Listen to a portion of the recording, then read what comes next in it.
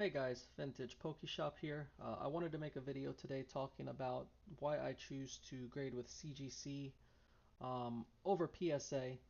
So I just wanted to kind of take a look at the data, go over some talking points, and show you guys the numbers, a few examples, prices, things like that. So, you know, the biggest thing for me with CGC right now over anything else is the turnaround time. So if you take a look here, look at bulk. It's a 5-day turnaround time. If we go to, let's say, PSA, trading card turnaround time,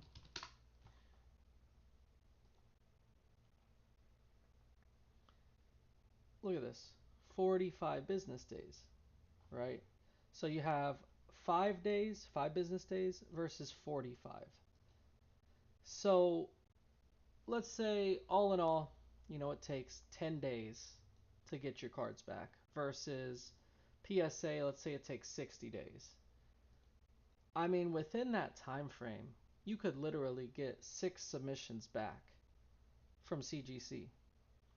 Um, I've been submitting. They get logged in the system within like 2 days. They get scheduled for grading, and then they mail them back. It's a really quick turnaround time. That's on bulk.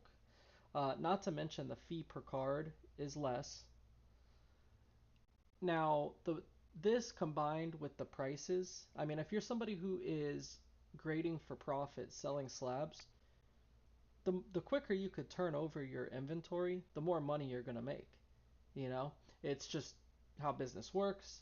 But if we look at the Pikachu, for example, we got two recent sales here, August 26th, so just yesterday, 285, 275. That's PSA 10, right? If we go here to CGC 10, 230. So you got 230 versus, 275, 285. Let's just call it 280. So you lose $50, yeah. And then if you go to pristine, there's not a lot of liquidity because there's just not a lot of pristines on the market. But so the last sale is July 21st, but 489, 494, 497. You know, it's double. That's double what a PSA 10 is worth. So far, if you're following me, we have slightly less money on the CGC 10. We have double the amount of money on a pristine 10. And instead of 45-day business day turnaround times, you have a 5-day turnaround times. So you could grade these Pikachus, get them back in 10 days, and yeah, you'll make $50 less. But if you get a pristine, you're going to make double what a PSA 10's worth. Um, Even if you don't get a pristine and you get 10s, you're going to still make more money just based on the amount of times that you could submit these, get the returns, so I mean the math is definitely majorly in favor of CGC. So let's take a look at another example here, which is the Lugia. Lugia 350, 339, 349, all this week. There's a lot of listings. If we go to CGC 294, 227, that one's a little rough. 250, 354. So, it's still not that far off to the point where it's worth waiting an extra 40 days. If we look at the pristine, $700. Beckett 780, but we won't look at that. 495. $600. It's definitely a lot more than a PSA 10 goes for. If we pull up another example, let's look at the Charizard. Okay, the 151 Charizard. This is Australian, so we're not going to count that. But 339, PSA 10. 344, PSA 10, August 26th. 335, August 25th, PSA 10. Now, if we go to CGC, it is cheaper on the 10. 249, 200, 229, best offers accepted, that kind of skews the data, so I don't like to look at those. So it is less, it is about $100 less on the Charizard. But when we go to the Pristine, again, you're going to run into this issue where there's not a lot of them, so the dates are a little bit older. But you have $720, you have $816. I mean, this is another example here. $847 for like a $250 PSA 10 Charizard, but that's a different set. 725. Um, Here's another example, but 540. So as you can see, like if you hit the Pristine, you're gonna do really, really well on the submission. It's a lot easier to hit a Pristine than it is to hit a Black Label. If we go to the Venusaur, 140, 144, 122, that's PSA 10. CGC 10, pretty rough, 75, and then all the way back in, looks like July, so they don't really have a lot of sales there, and this is kind of on the downside, $96,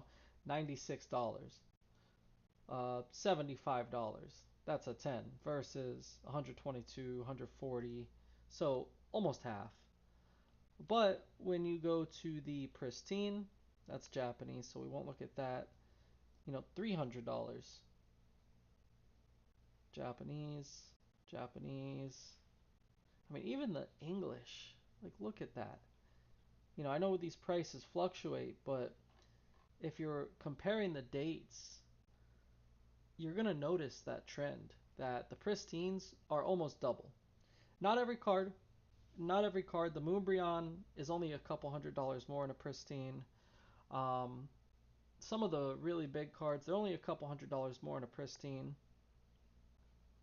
So, that's the biggest thing, is that you have a quick turnaround time. You have the chance to hit a Pristine, which is going to be worth even more.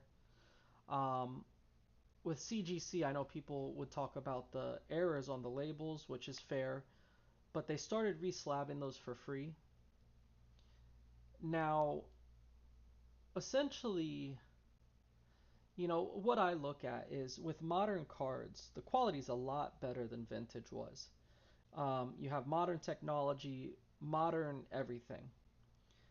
And PSA doesn't have subgrades. They have SGA, or SGC, I'm sorry, but that doesn't matter because people aren't grading with SGC. But when it comes to these cards that are all in such good condition, you need a way to really take a closer look at that condition and award for that value wise. And that's exactly what the Pristine with CGC achieves. And yeah, I mean, that's basically my thoughts on it. So that's why I go CGC. You have the quicker turnaround time. The price isn't that far behind CGC, and you're able to just sell way more. You're able to move way more in such a quick amount of time that the more money that the higher premium you would bring in with PSA is going to be nothing. You might make $50 extra on a PSA 10, but you might make, let's say, $300 extra on CGC 10s just within the amount of times you could grade and flip and grade and flip.